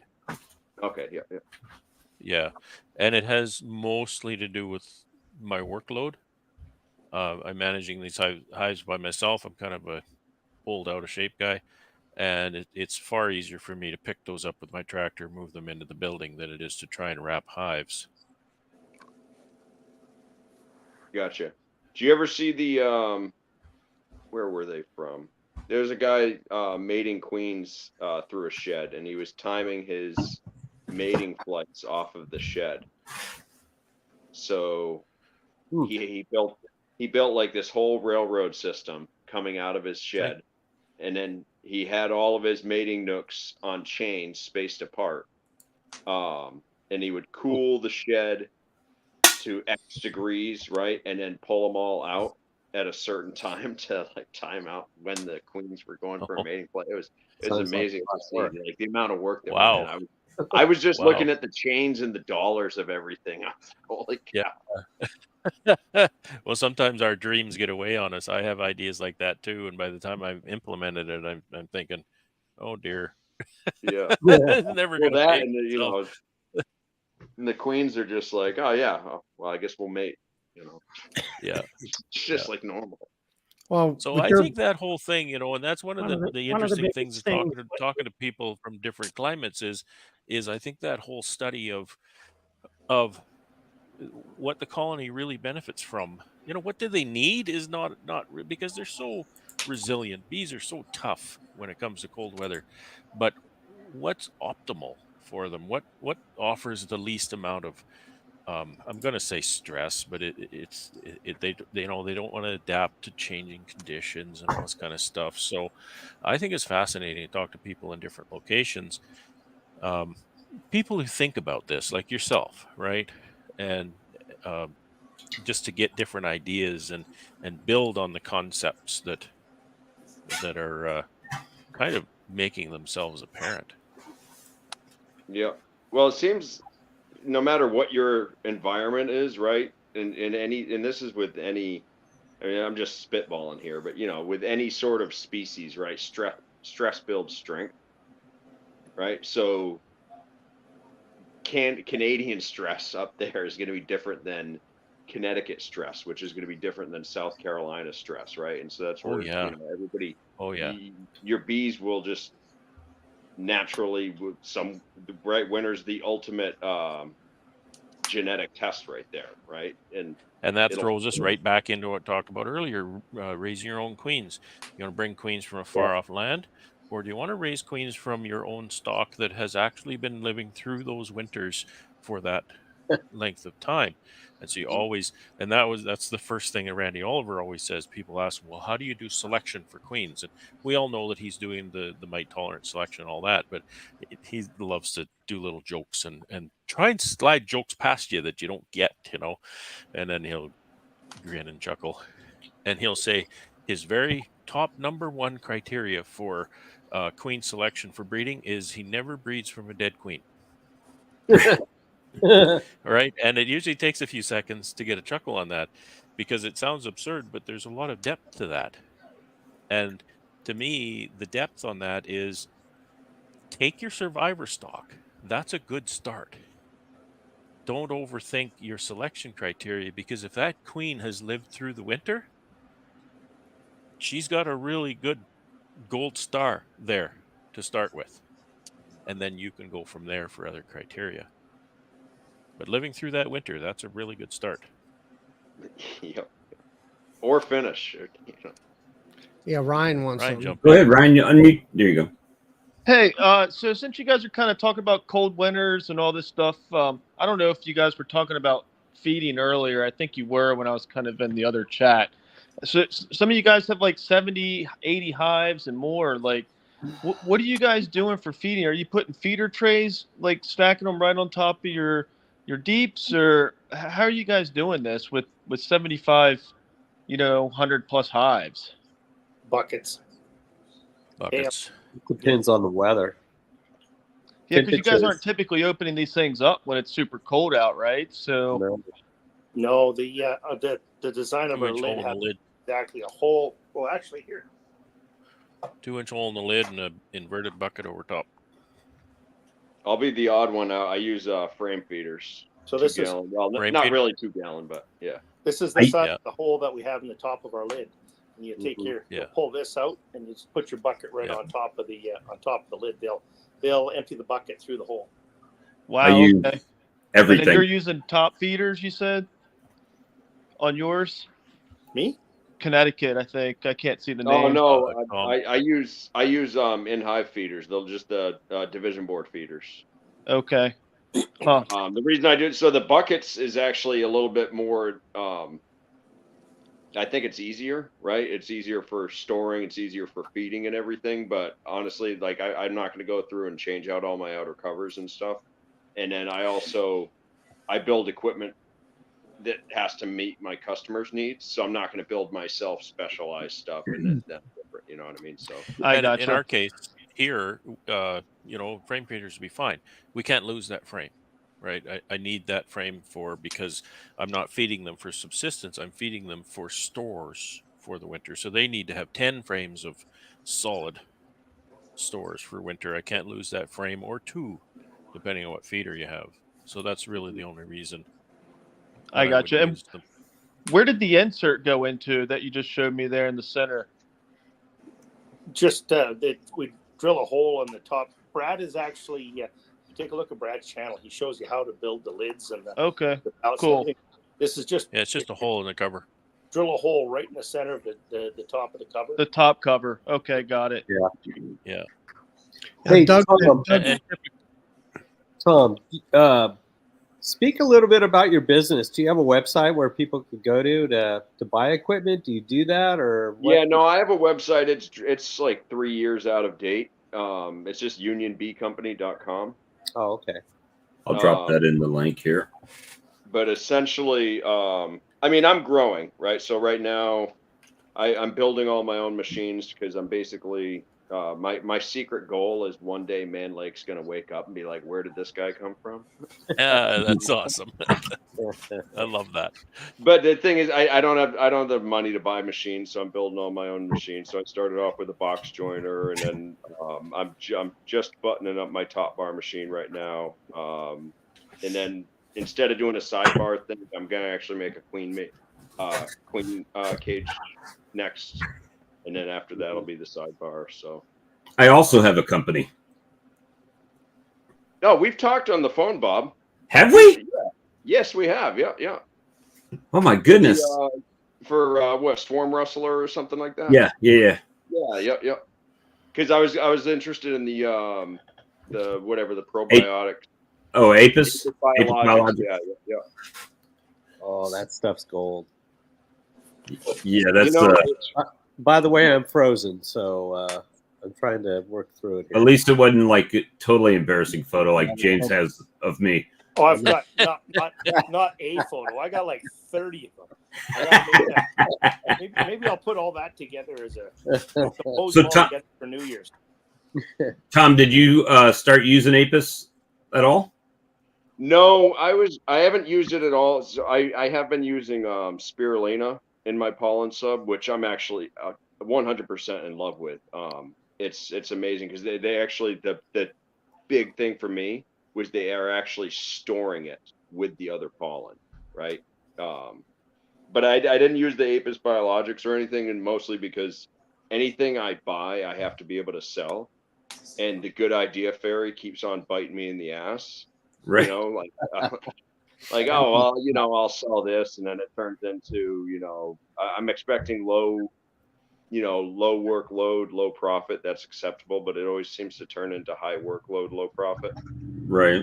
So I'm just for a business model, I'm just shedding as much as I possibly can and sticking with what works. Yeah, a friend of mine, Nancy, she used that spirulina and liked it, but are you still able to get it? So that's the trick. It's wicked expensive. Yeah, that's what I understood. Yeah, it's like $6 a pound if you get it on sale. And then but you're not using 100% spirulina. So there's a USDA researcher from Maryland. I can't remember his name, but I haven't exchanged messages with him.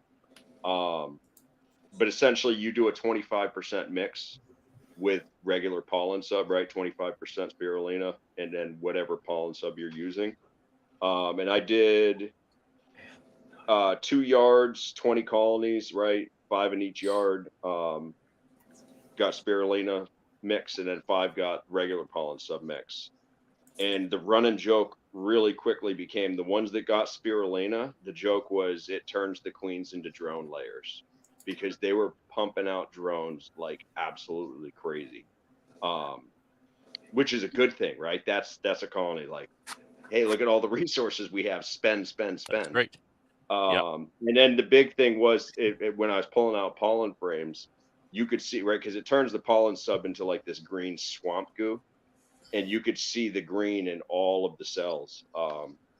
Not all of the cells, in a lot of the cells, you know what I mean? So, but then take everything I'm saying with an asterisk, right? I'm not, this isn't like real research. It's just farm studies. Well, that's Charlie was a naysayer. Charlie was a Apis Biologics naysayer at first. And before, I got to preface this. You can go back in the live stream where Charlie says, I was adding all the supplements to my feeds and I really didn't see anything work. But then when Apis came out, he bought some. And Charlie, I'll let you take it from there. I used it I put it in my feed for the fall last year, and those bees came out, and I didn't put it in all the sugar water that I put in those hives.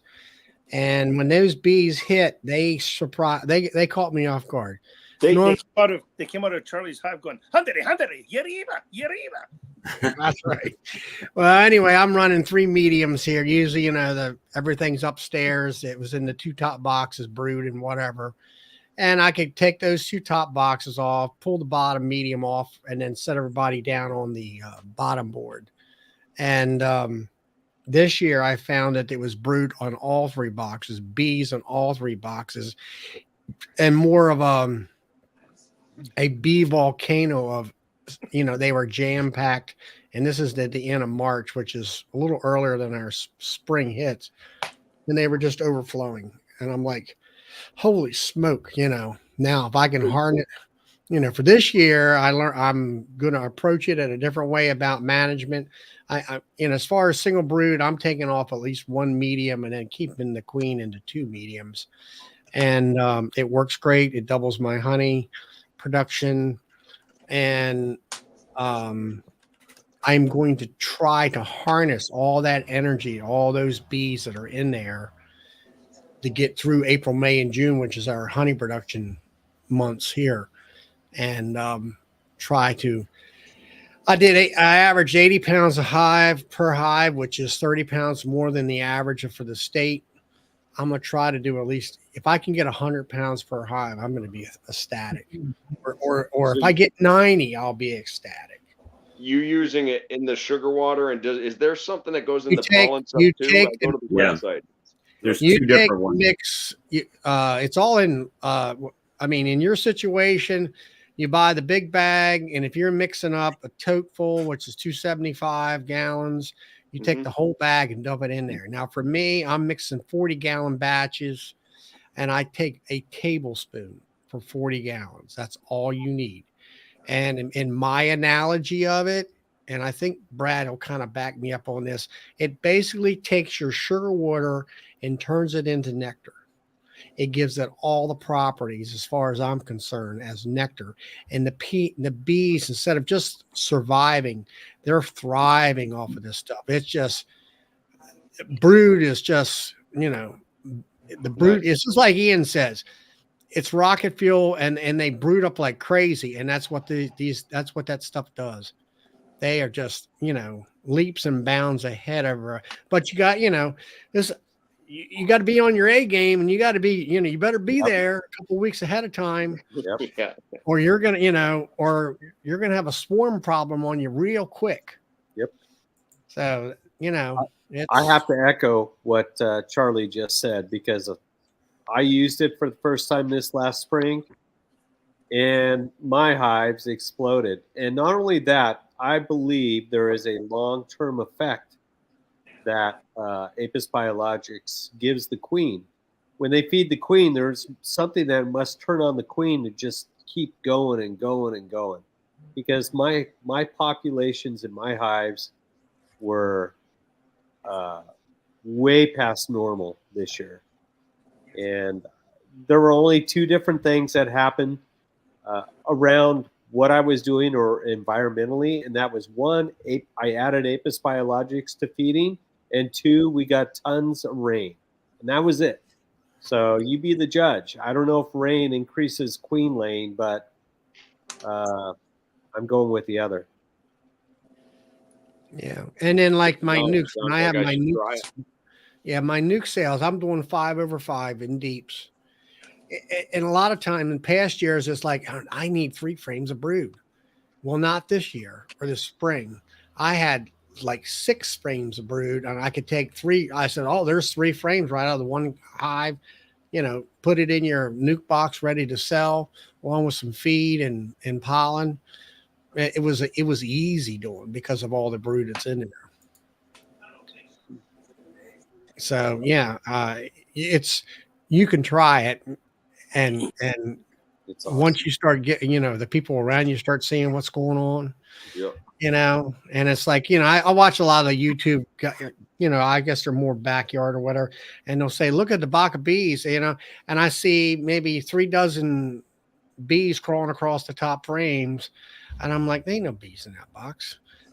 I says, when you open mine up, all you see is bees. They're on the frame, and then when you take the box off, they're dripping out from underneath the bottom down on the next box. Mhm. I said, that's a box of bees. It's like Ian says, you don't want to gauge them from the bottom, but I like them where you can't see the top bars. It's either 100% covered up because of all the bees, or they're 90% covered up, Mhm. along with them dripping out of the bottom all the time. And like Todd said, it seems to be lasting all through the whole year. The gusto of the queen and the bees themselves are just solid boxes of bees. Well, it kind of, even if the effects of whatever the Apis biologic wears off, right? You would expect that it would last because good nurse bees build good bees, and good bees build. So that kind of makes sense.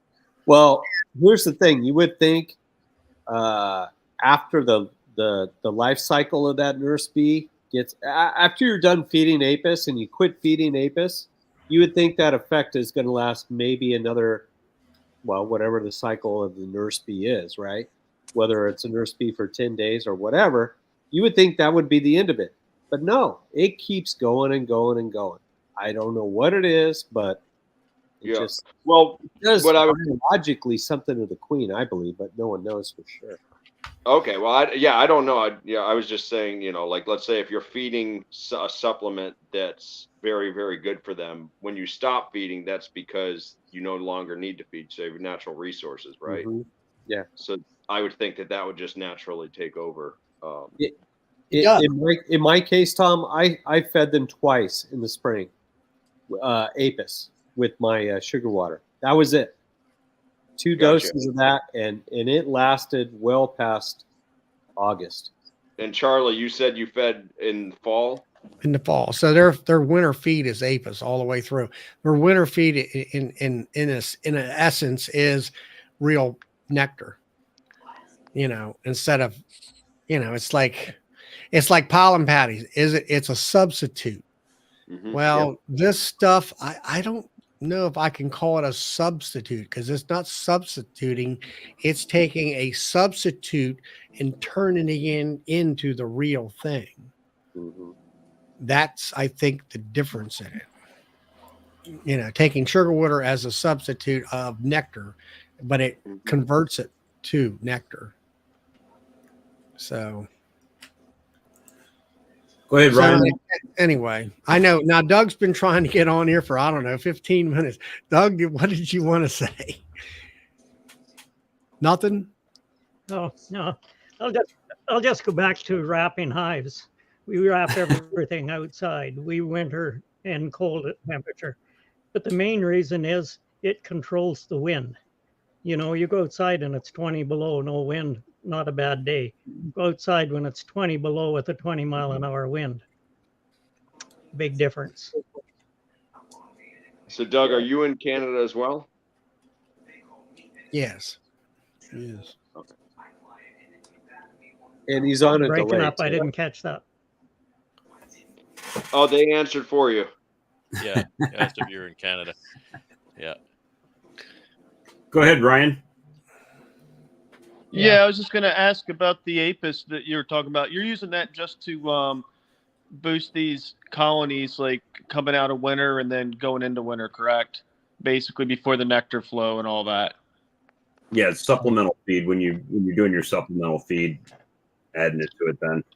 Gotcha. But here, my supplemental feed is darn near all year round, because we have some very defined dearth periods.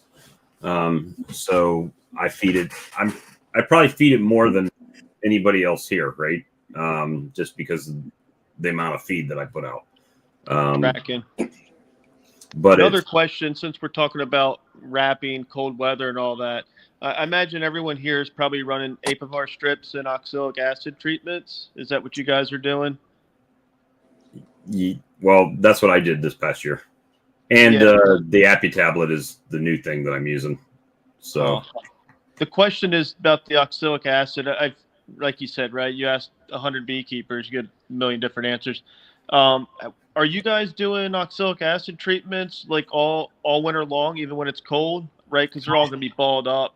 I am, I'm in your area. I'm doing it at least once, if not twice a month through the winter. Through the winter, once, twice a And month. I try to hit a 45 to 48 degree where they're not really flying, but they're loose inside the hive. Okay, that's what I've read is to. And then you I'm kind of hitting want them loose with in there. about 6 grams. 6 grams once, twice a month. Okay, got it. Yep, I do formic in September. When remember we had that hot spot, that week worth of about 99-degree weather this year. Yeah. After that, we had 2 weeks worth of 75-degree weather with low humidity, and I hit them with the Formic Pro double strips. And then after that, I fed them, and then after that, I started hitting them. I did it two vapes in November. I did one in December, and I'll probably do either one or two in January and February, and then probably be like close to end of February, and then that's it. March, April, May, and June, I don't do anything. Gotcha.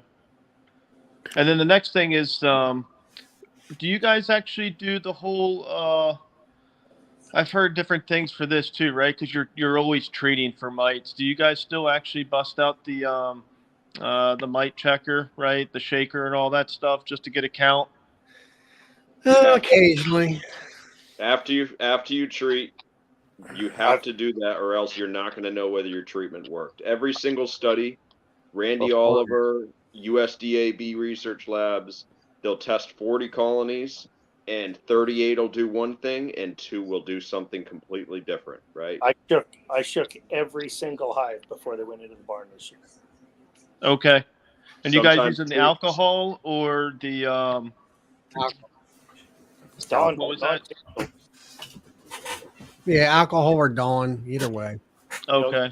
Start doing it, 100 That's plus. in my area. That's some of the beekeeper's biggest mistake is they say, oh well, I treated my hives, and you ask them, well, did you do a wash afterwards? And, well, no, I treated them. It's like, did the treatment work?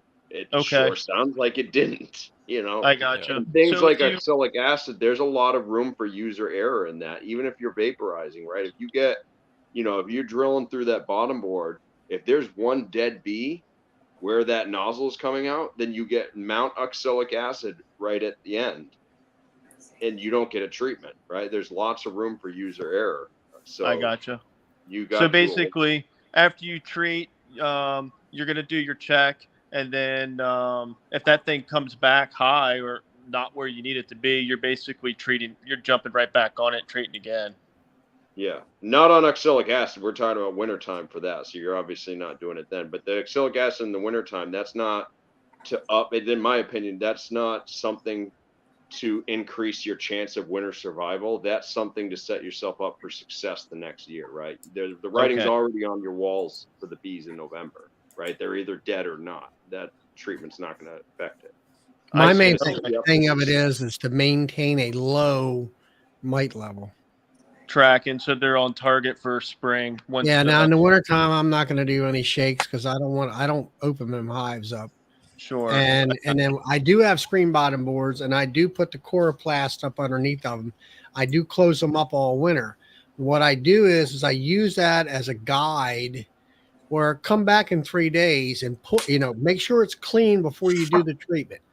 Put it, and then put it back in, do the treatment, come back in 2 or 3 days, pull that out and take a look at it.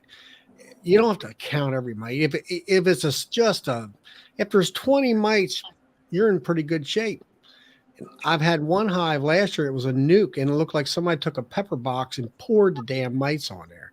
That's how many mites. That's how many mites was on it. I said, and then the rest of them next door to them were fine. They might have had 20 mites, but that's the one when you went back.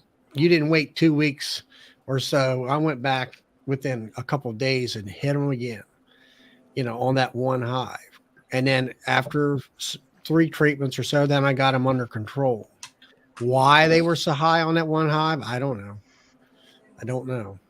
Ryan, were you military?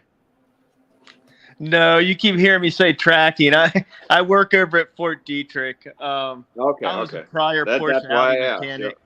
Yep. Yeah, and Nice. now I do IT over at Fort Detrick. So Yeah, over there at the yeah, it's an Army base, but they got all the branches there. got all the ethyl methyl bad shit there too. Yeah, they do have a lot of bad stuff there. Yeah, I worked down at Edgewood Arsenal, for a few months. Okay. Yep, I just actually landed another position with Custom Border Patrol. So with So we got our link up to send Appy tablets to Canada now. there you go. Just I'll address them to Ryan. He can hand them over the border there. Forward them all over. Yeah, no problem.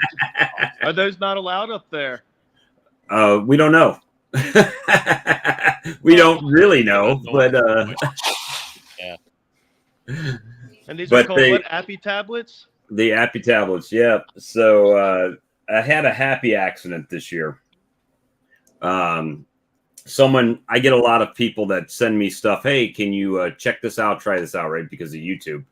And guy sent me a sleeve of Appy tablets, and I had a real bad hive beetle issue. So I was swapping out bottom boards to oil tray bottom boards to catch small hive beetles. And so I had this sleeve of these Appy tablets, and I said, well, you know what? While I'm swapping the bottom boards, I'll go ahead and drop these on the top since I'm already tearing them all apart. And I came back a week later to check the beetle drop in the bottom of in the oil pan, and one of them probably had 1,000 mites just laying in the bottom in the tray there, right? So I'm like, okay, there's something to this.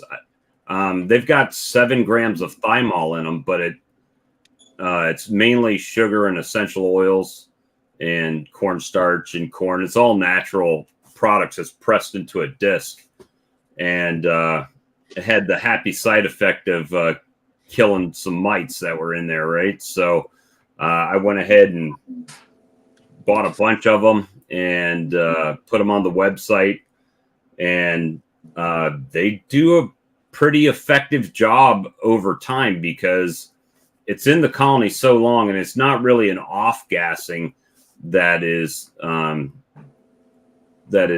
guess, killing the mites. What he describes, the owner of the company, is that the bees are actually consuming it, and as they consume it, that the mites that are on the bees are ingesting what's in the Appy tablet, and it's killing them.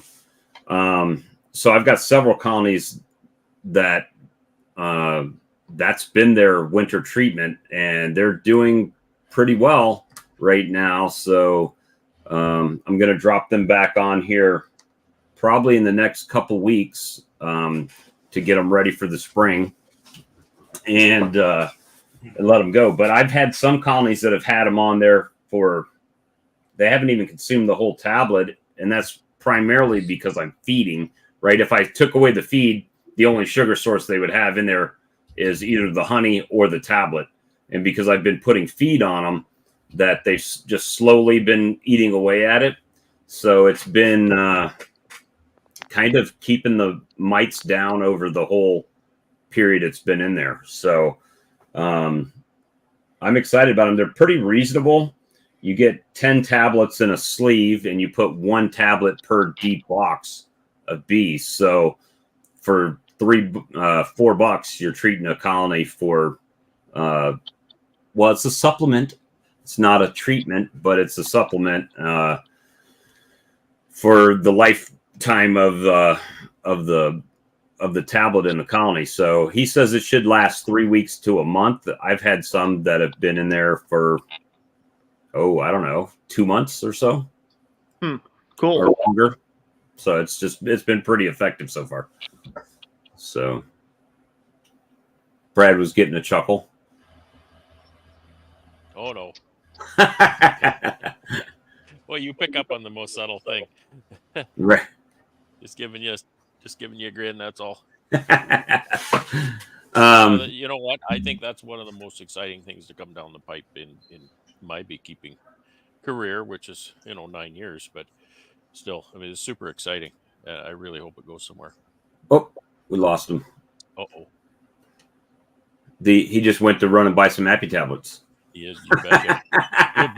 You'll be getting an order through your website right away. I got one today. I got someone ordered two sleeves, so I guess it's getting that time where things are going to start ramping back up. Yeah, I don't know if here's Tom again. I don't know if I'm going to ABF or not. We'll see. I haven't talked back to Mehmet. Mehmet wanted me to go to ABF, and it's because I work, right? So far this year, I mean, I had Tom back.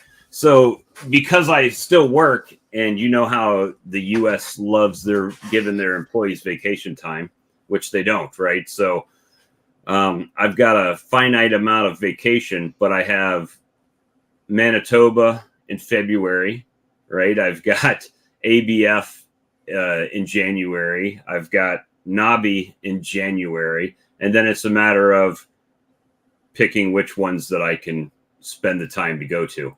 And I've already canceled the Nobby tickets because of my mother passing away.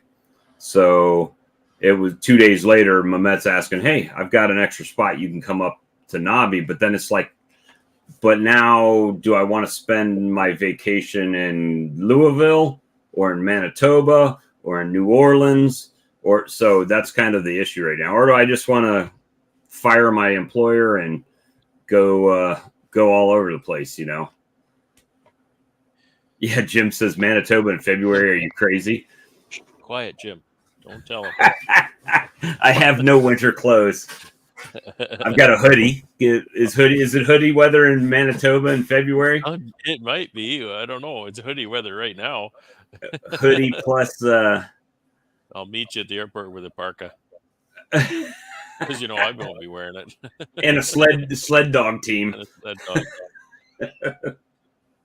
I was going to say it's hoodie weather for Brad, but for me and you, Bob, it's like Parka City. Brad will show up in short pants and a hoodie. Yeah, exactly. Exactly. T-shirt and shorts and all. The Hive Life last year, I'm down there in Tennessee running around in T-shirts and everything, and everybody else has got toques and mitts and gloves and ear muffs and everything. I had a hoodie on. I went to Toronto years ago. I was in Toronto, and I think it was middle of December, and I'm walking down the street. I'm not in shorts, but I'm in a T-shirt, and I'm walking down the street downtown or trucking along, and this guy comes just beetling up right beside me, and he comes right up and he says, "So where are you from?" He says, and I didn't clue in until just then. I looked around, and everybody else was wearing like heavy jackets, and I'm running down the street in a T-shirt. He knew I wasn't from there. Yeah, that's how it was 2 weeks ago down in Mississippi. Everybody was asking us where the heck we were from, because same thing down there. They got literally the big parkas with the fur and stuff on it. I'm looking at Alan, and it's like, man, I'd be cooking in that. And it was, what do they do when it gets cold? We came home with a suntan, for crying out loud. Yeah. Phil, don't buy them at Nobby. I sell them for the same price. Buy them from me. I'm supporting Mehmet. You support me. That's how this works. I still got 8 cases out there. Actually, 8.5 cases. So I got a half case in here. So buy them up, people. Buy them up. That's right. Yeah. And I would say I'd do free shipping, but that's the effect of that good idea fairy when you end up with piles of stuff sitting around not selling. Well, in fairness, he delivered me some to take to a conference, and I took him to the conference, and nobody's heard of them, right? So it's like it's a whole learning curve, and it takes a period of time. It's kind of like Hive Alive, right? Hive Alive fondant and Hive Alive liquid. They did a great job on marketing, but whenever you ask anybody, and I challenge you, ask somebody, hey, and Charlie's done it, Charlie's used it, and ask them, say, hey, how's that Hive Alive doing? The only thing they say is, well, my bees look good. Well, what does that mean exactly? Right? What I mean, it's speculative, right? I mean, some people open their box of bees and like Charlie said, there's 12 or 20 walking around on the top frames and they're like, oh, my bees look great. And then if you went to Ian, he'd be like, those bees look like shit.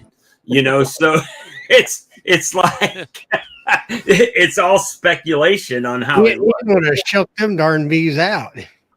So I think I that's what I asked Bob earlier when he was trying to beginning of the year.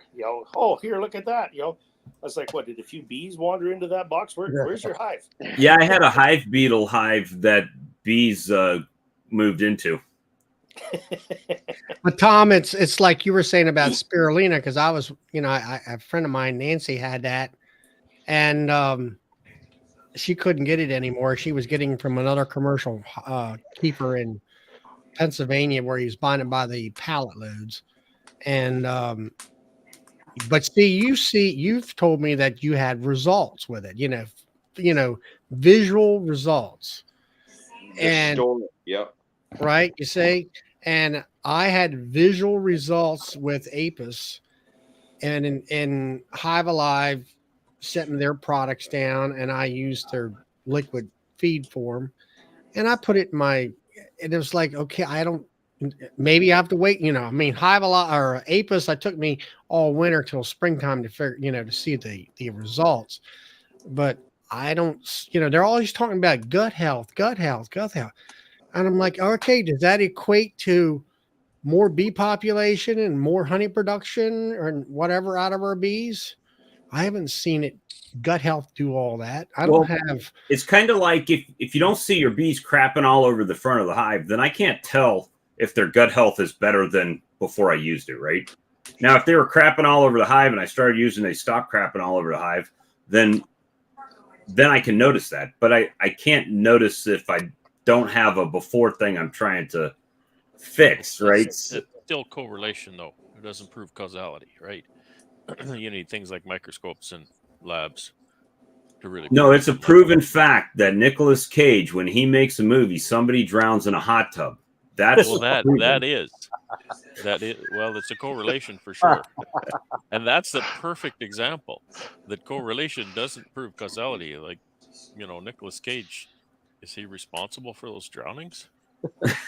Yeah, I think he is. I don't know. It hasn't been proven. And if you don't know what we're talking about, guys, there's a website out there that it takes totally random facts, and then they put them together, and because they have some sort of correlation, they have nothing to do with each other, but you can make an argument that when this happens because of the documentation that they put together, right? Lockstep. The craziest things track lockstep. It's spurious correlations, I think, is the. If they used Hive Alive in that hot tub, he wouldn't spoil. Hive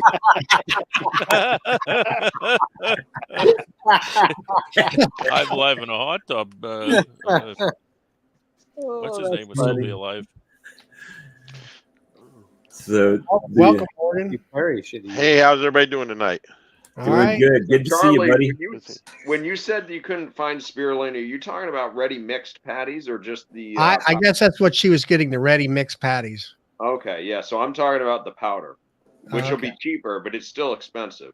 Yeah, it sounds to be.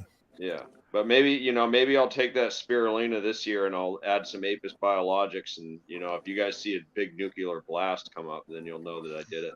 Yeah. Try it out. I can pretty much guarantee you're going to see some serious results. How much patty are you making? Separately, though. Do it separately, Tom. You'll see a difference.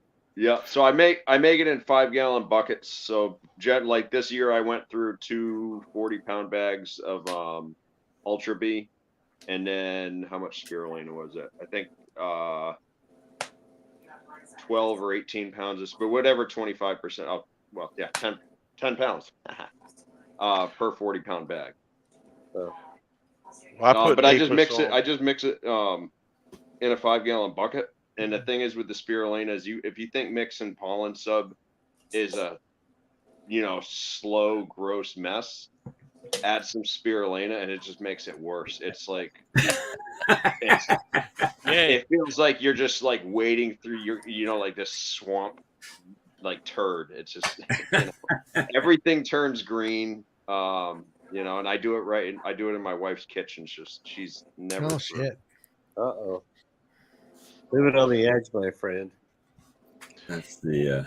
I mixed up Apis this spring when I got some off of Bob, and I had sugar water in my feeders, and the bees weren't touching it at all. I think So I Morgan's emptied muted. that out. How'd I do that? Do what? Is that better? Well, Yeah. I heard you. Yeah, you're good. You're sounding good. Okay. Well, I mixed up some Apis after having just sugar after I got the Apis from Bob. The bees weren't even touching the plain sugar water. I put the Apis into the feeders, and within 15 minutes, it was full of bees eating on it. They knew the difference between sugar water and the sugar water with the Apis real quick. That's good And stuff. then you kept it in there, right? You just kept using Apis after that. Yeah, until when I took the feed off of them, but yes.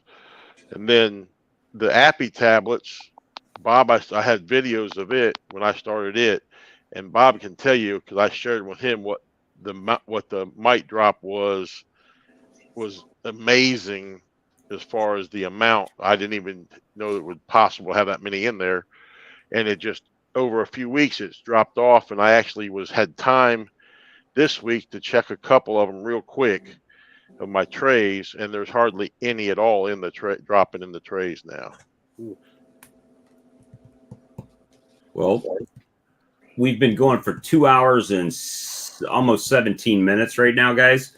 So what I'm going to do is I'm going to be ending the stream, but tomorrow night we have another live, and I don't know, to be honest with you, if it's on Kodiak Farms Bees or on my channel. I never remember. So what you need to do is if you want to participate or watch, you need to make sure you're subscribed to both channels. And, Doug's got a YouTube channel. Charlie's got everybody up here has a YouTube channel. Definitely make sure you've subscribed and followed and smashed the thumbs up for us, guys. It helps out. And Now, you new guys, just don't check out. Just stay here. Just hang. Yeah, don't pop off quite yet. But we're gonna go ahead and end the live portion, guys. We appreciate all of you. Merry Christmas to everyone, and Merry Christmas. Thank you for participating in the chat. And hey, go to these websites we share and support them. Support mine specifically and Tom's. Support Bob. and we will see you guys again on the next stream. Appreciate you. Good night. Merry Christmas, everyone. Merry Christmas. Merry Christmas. Thanks, guys. Nice talking. Everybody stay.